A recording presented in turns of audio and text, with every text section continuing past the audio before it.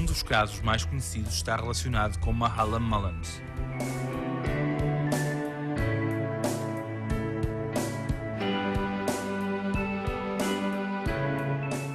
Para sustentar a família, dedicou-se à destilação de brandy, o que lhe valeu muitas aventuras com as autoridades.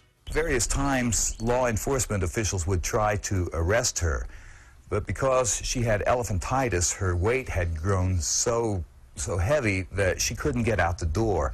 One sheriff reported to the judge that she was catchable but not fetchable, and she died here in this cabin, and they took out the chimney in order to take her body out to the graveyard.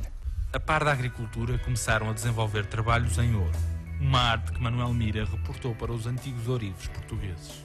O orgulho de ser lusitano manteve-se na tradição oral dos Melungeons por muito tempo. Numa obra do fim do século XIX, o antropólogo Swan Burnett refere um médico que afirmava que em criança tinha ouvido falar dos Melungeons e que eles mais uma vez se diziam orgulhosamente portugueses. Não tendo o tempo apagado a palavra português do seu vocabulário, muitos se lembraram desta possível origem para se defenderem. Um caso conhecido está descrito nas memórias do juiz Lewis Shepherd e reporta ao ano de 1872, quando ainda era um jovem advogado. Tratava-se da defesa de uma rapariga filha de mãe Melungeon e pai branco, que para ter direito à herança paterna reivindicou a origem portuguesa da mãe. Shepherd alegou o passado heroico dos portugueses, descendentes de fenícios e cartagineses, para ganhar a causa. À luz da lei do Tennessee, o pai teria cometido ilegalidade ao misturar-se com a Melungeon, se nas veias lhe corresse sangue negro.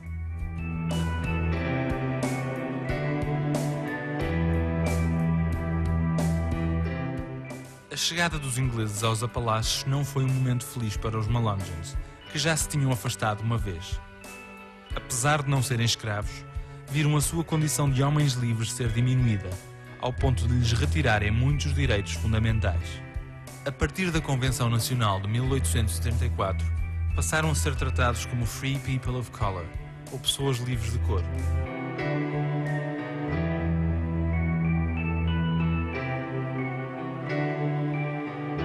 Naquela altura, mesmo que seja filho de branco livre, mas preto escravo ou vice-versa, era escravo.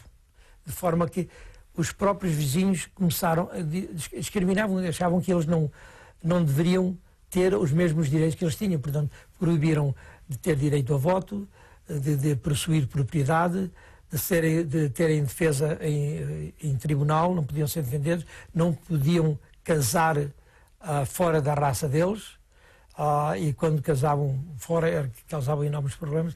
Essa injustiça e discriminação foi precisamente devido à própria cor ou raça que eles pensavam que tinham.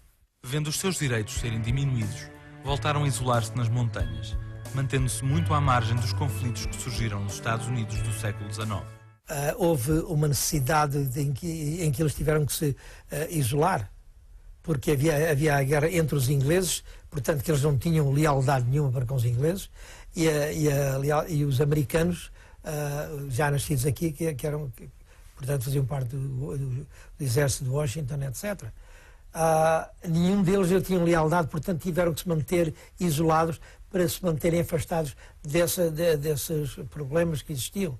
Depois disso veio a Guerra Civil.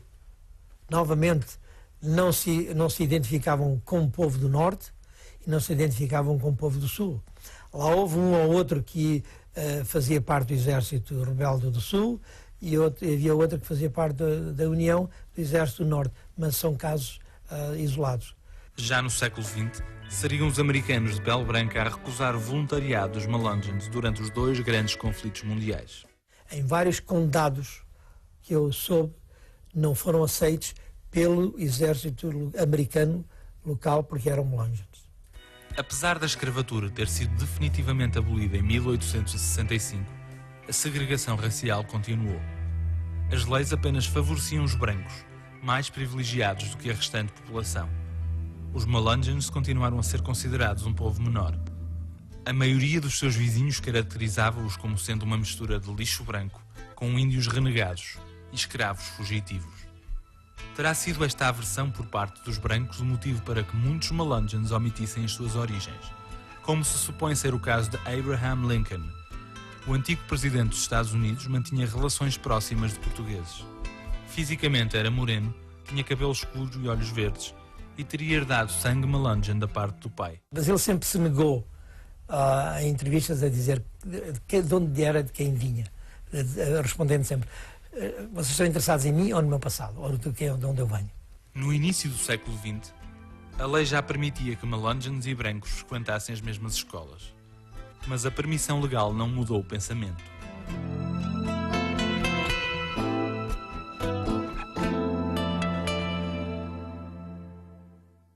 O próprio povo não aceitava as crianças misturadas com os próprios filhos deles. Não, eles são molungos, não vais à classe.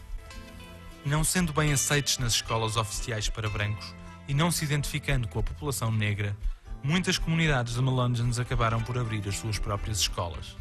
Foi o que aconteceu na comunidade de Vardy, que apesar de se estender para o território da Virgínia, está centrada em Newman's Ridge, no Hancock County, estado do Tennessee. Fundada em 1929, a escola esteve aberta durante 70 anos, associada à Igreja Presbiteriana da mesma localidade, tornando-se um exemplo a concorrer com as melhores escolas oficiais. We had plenty of activity going on. The church and school were operating closely together. The minister was from Kenosha, Wisconsin, and he came here in 1920 to do his internship and asked to be sent back to here. He did the ministering of the community and also taught the upper grades. He did a lot of traveling, and during his travel time, he took pictures and would come back, and with the gas lantern slides, he would make them into the travel that he had done. So therefore, all of our lessons were illustrated by film strips and slides. Durante as décadas de 30 e 40 do século XX, os Melungeons aumentaram o seu esforço para apagar da memória o seu nome. Muitos cresceram sem nunca terem pronunciado ou conhecido o termo.